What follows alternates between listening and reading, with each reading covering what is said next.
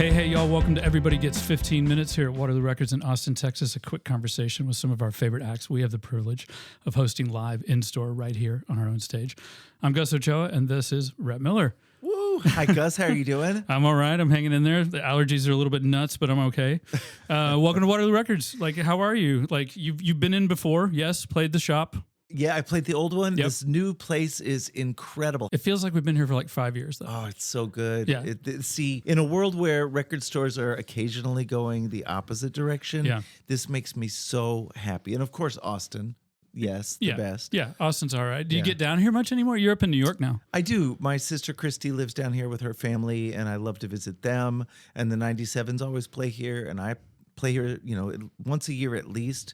For both, I try and come down as much as I can. I used to be able to bring my family down, but now my kids are adults in college, and they don't want to go anywhere. They have plans. Yeah. Well, I mean, that's how that goes. Kids grow up. Kids That's make what plans. you want. That's what you want. It is apparently. I mean, I have no children, so I'm talking like I know what I'm talking about. But yeah, I have a lot of friends. I've a lot of people that are very good parents and their kids. Yeah, it's one of those things. They get older and they, I don't know, they're finding their own way. They're doing their own thing. I used to not be able to tour for as long because I'd want to get home from it so I don't miss something, or that I wasn't gone so long they forget about me. And now that the nest is empty, like right now I'm on a 3-month tour basically for a few days here. That is the upside That you get to be home more? Is that the deal? Is that nice, or is it like? No, the upside is I get to leave home without guilt now. I can I can go on the never-ending tour and just be like, hey, I might be a bad dad, but not for this reason. That's cool. The trauma we inflict. Yeah. You hear all about it once they hit about 18, 19. Oh, yeah, this is the trauma you gave me going on tour. I'm like, that's my job. Well, and then, I mean, following my own trajectory, at some point you start to recognize that, right? And say, oh, actually, your job's pretty cool. That's, they'll come back around. Weirdly, my kids, who are both big music fans, neither of them have so far followed in my footsteps, like making music, but they're both finally coming around to admitting that they don't hate everything I do musically. Oh. Yeah, they'll both tell me like, oh, I like this one song here and there. It's sweet, and they both get perks from it, Do they say it like sort of like begrudgingly, kind of like, yeah, this one's all right? My daughter is more begrudging. She goes, oh, that song Dance With Me is pretty good, actually. Oh. But my son, Max, gets excited. He'll call me. He'll go, oh, my God, this record Fight Songs is so great. Yeah. And I'm like, yeah. Max, you're not wrong. It's a really good record. Yeah, I was showing my girlfriend Murder or Heart Attack the other day, and I can't get it out of my head. Anyway, I'm not here to talk about old 97s. I do love the old 97s. They're great. Like a lot of people that grew up in Texas, it's a wonderful experience going to those shows and having a good time, and everybody knows all the words and all that stuff, like it's fantastic. But I'm here to talk about your latest, A Lifetime of Riding by Night. It's on ATO, produced by Murray, who's in your band. My old 97's bandmate, the bass player Murray, who produced my first record that I made in high school. Really? Yeah. Okay. I was 17 years old, and Murray was sort of my mentor, and he produced this record for me in Dallas, and we got a lot of local Dallas musicians, and Murray played a lot on it. And it's embarrassing to me now because I inexplicably sang 7th Generation Texan, sang with the British accent. Yeah, but see, that's kind of what I love about you. It's like you give Texans permission to be both. Yeah. Like, I like that about your approach to country or whatever you want to call it. It's like you are 7th generation. This is sacrilege to say, I guess, at this point, because Austin's like the place everyone wants to be.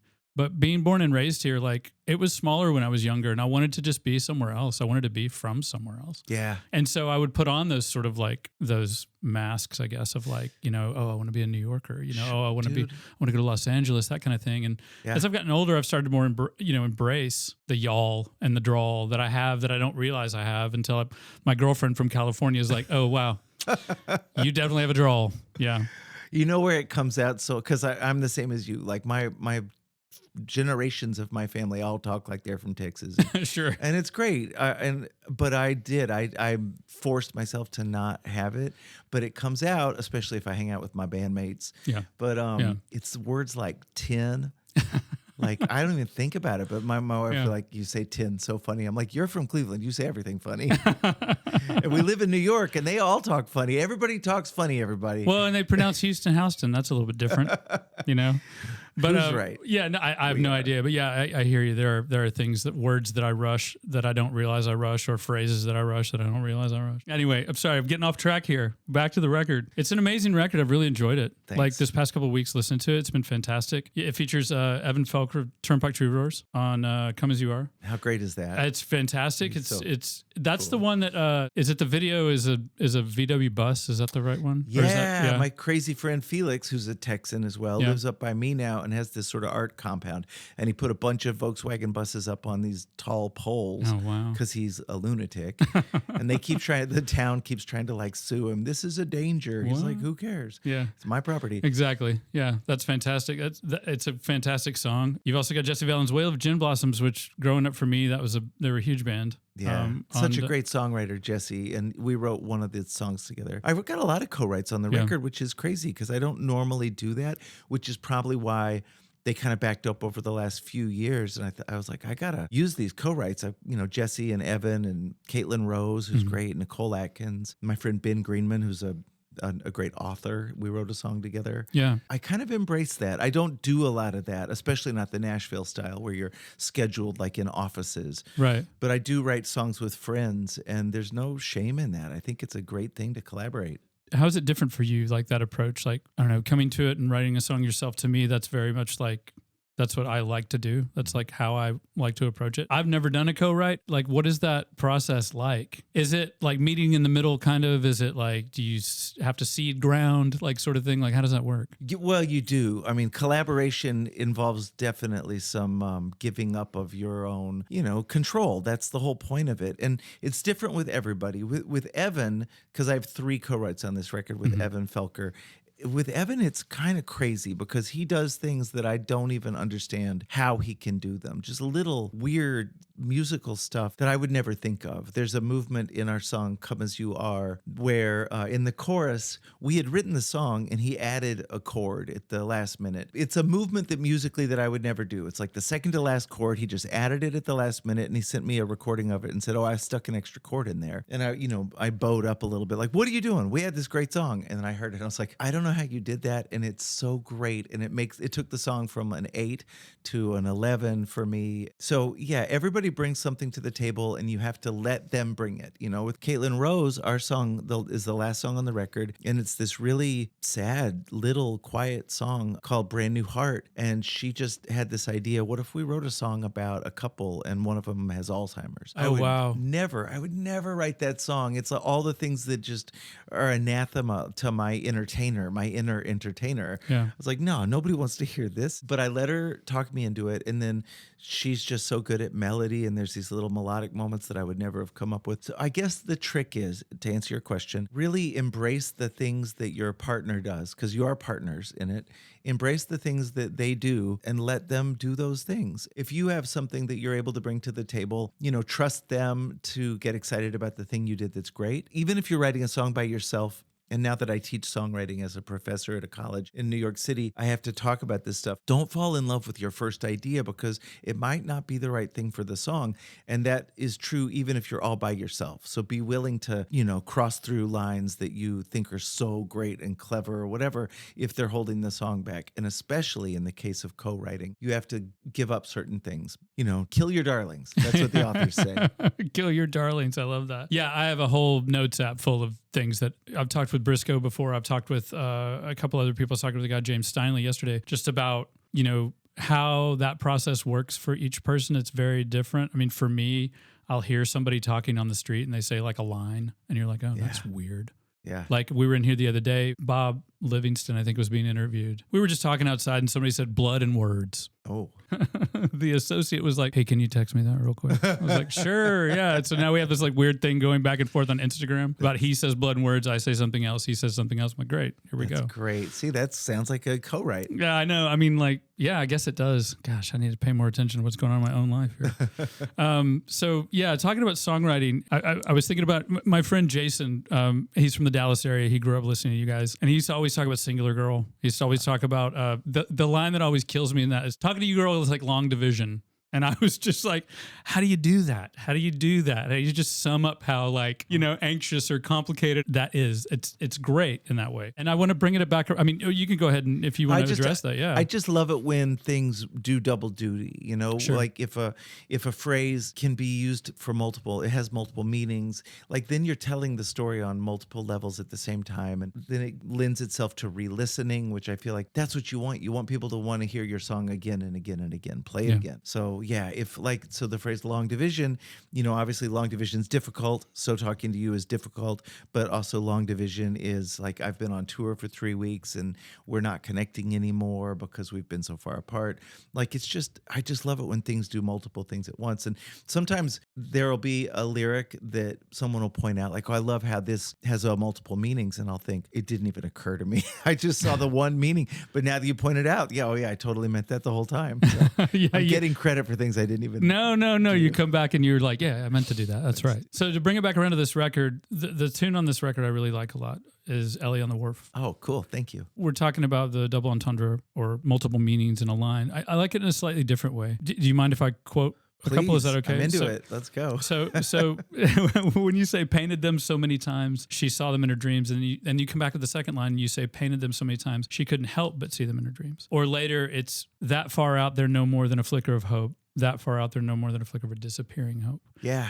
Like you expect that the next line is going to be the same thing, and then you add that element that just makes my mind go, "Oh wow!" Like, thanks. I believe that so much of it is intuition. That's our superpower as songwriters, or maybe creative people in general. So a lot of times I'll just let whatever comes out come out, certainly on the first draft. And I believe in repetition so much. I think repetition is like so much of what we're trying to do as songwriters is to hypnotize our listener so that they are now living in our song. And then we take them on the sort of the journey of the song. The verse sets up a story. The chorus sets up this big sort of, and these are all rules that are meant to be broken too, obviously. But then the chorus like gives you your thesis statement. We're suddenly like, oh, this is what it's about. Now we're back in the story again, maybe on the second verse. And then, oh my God, we need a bridge to take us away because we've been lulled so far into this song as it exists to now. Now the bridge takes you on a little vacation, and then we come back and maybe do it all again. But I just feel like our job so much is about hypnotizing people and putting them in a space where now we're mind melded. We're like together in this little world. So yeah, to repeat a line is just like, oh, that's the most basic thing. Like that's the chorus. Sure. That's why we're repeating a chorus. But so then if you repeat a line and then you twist it, like the twist is great. The twist is the hook now, because then you're grabbing the listener's ear. You're going, wait, he said it different the second time. What was the different thing? That's got to be meaningful now. It's all these little tricks that I've never really thought about very much until now when I'm teaching it. I guess I think about it more. They're the things that you know to do because you love listening to music.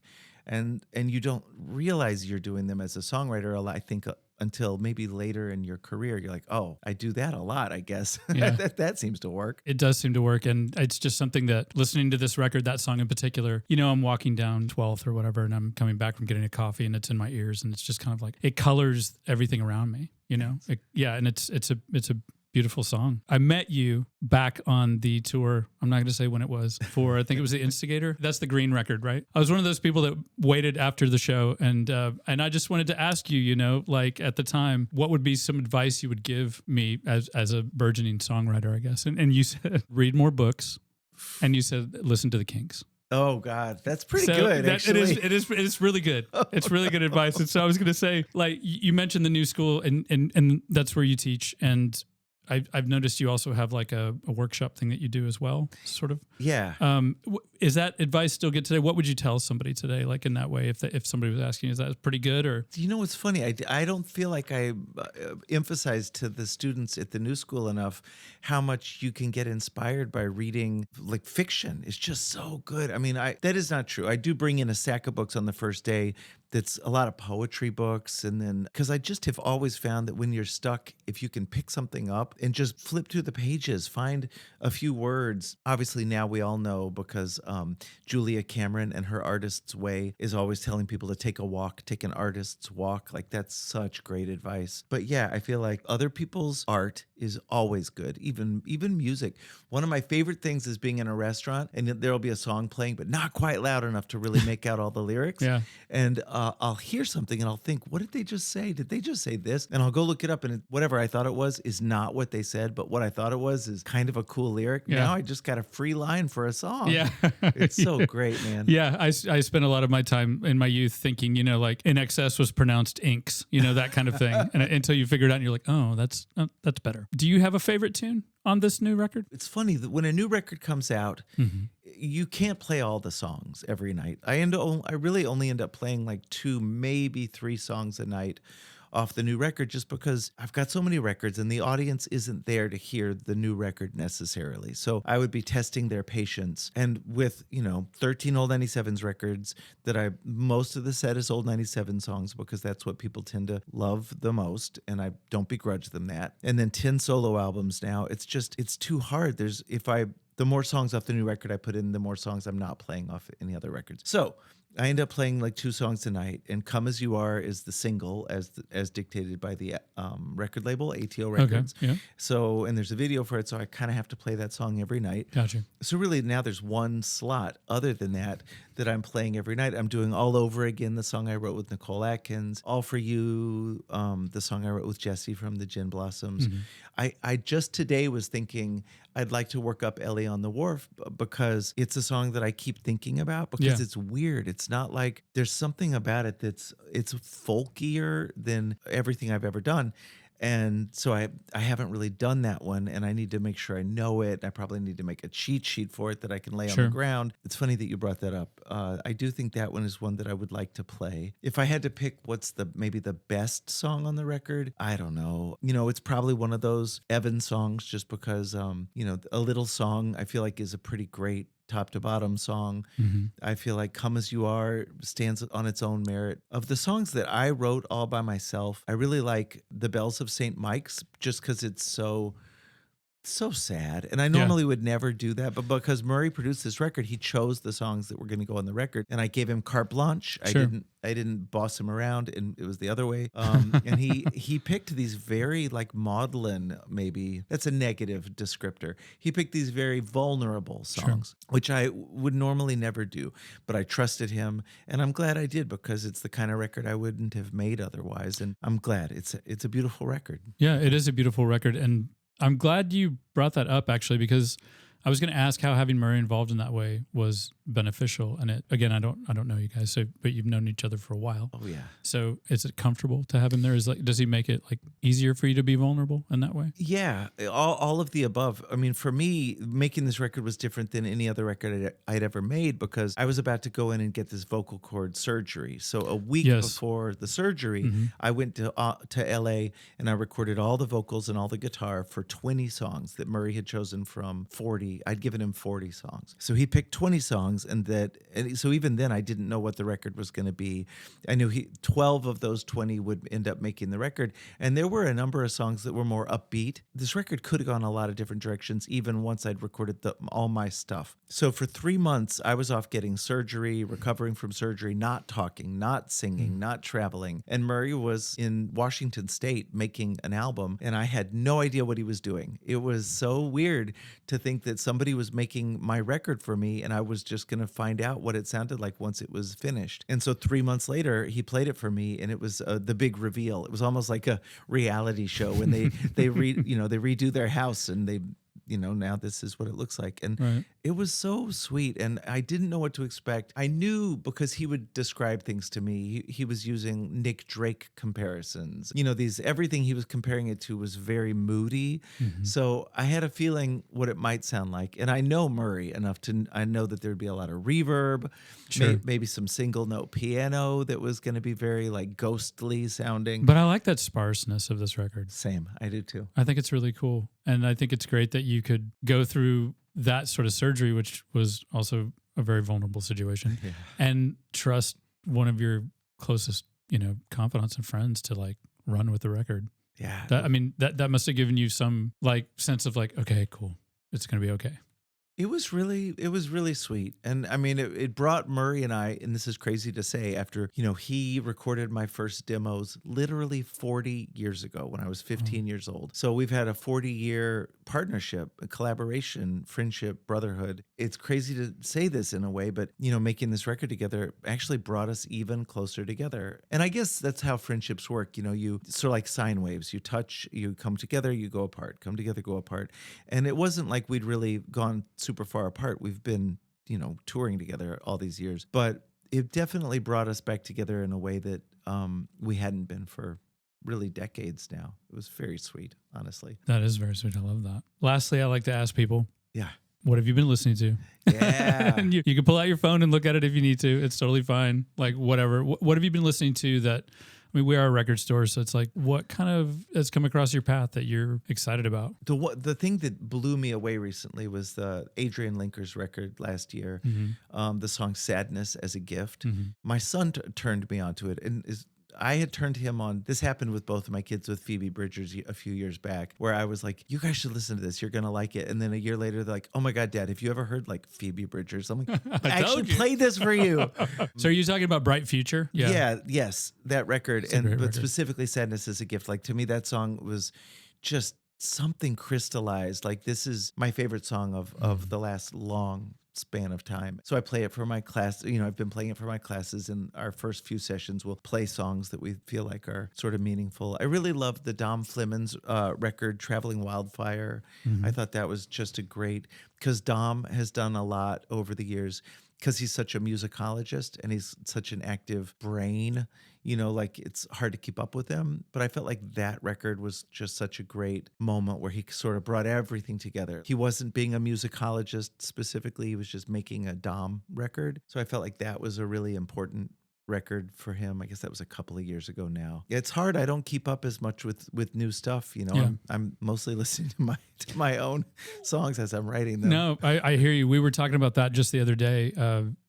Another person, a coworker, about how other people out there that don't work in the record store business, their idea of what is out there is completely different from what we have. This is like living inside of a streaming service, basically, like it's like the physical manifestation of that. You just go to the stacks and like pick something up, and we have so many different people here who love so many different kinds of music. It's like a really great thing. But you're invited back anytime to come and hang out with us if you want. And man, thank you. And crate dig, as John might say. It's funny. It's so funny now that we've gone full circle, where you're describing a record store as a physical manifestation of a streaming service. Where when the streaming services started, we always talked about them as like having a, like you've got Waterloo right there in your phone. Right. In your pocket. In your pocket. Yeah. And now it's like vinyl sales are better than ever. And all the young kids are like, oh, let's go get records. And a lot of the older generations are like, man, why? It's like they take up so much space. It's like whatever. So fun. I played in Houston last night, and I signed after the show, and a lot of like teenagers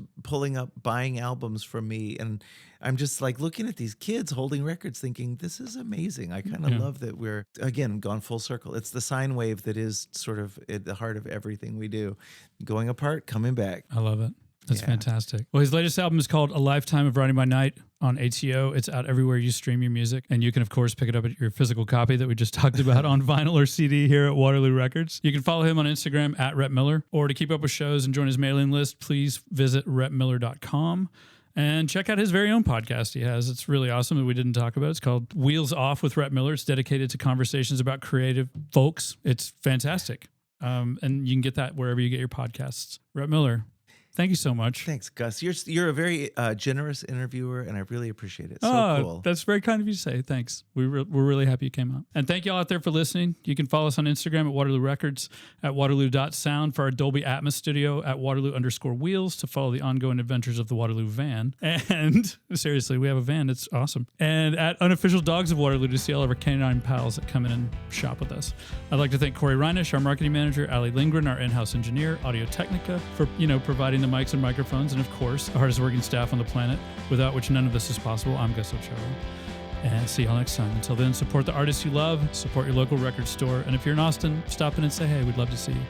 Adios, y'all.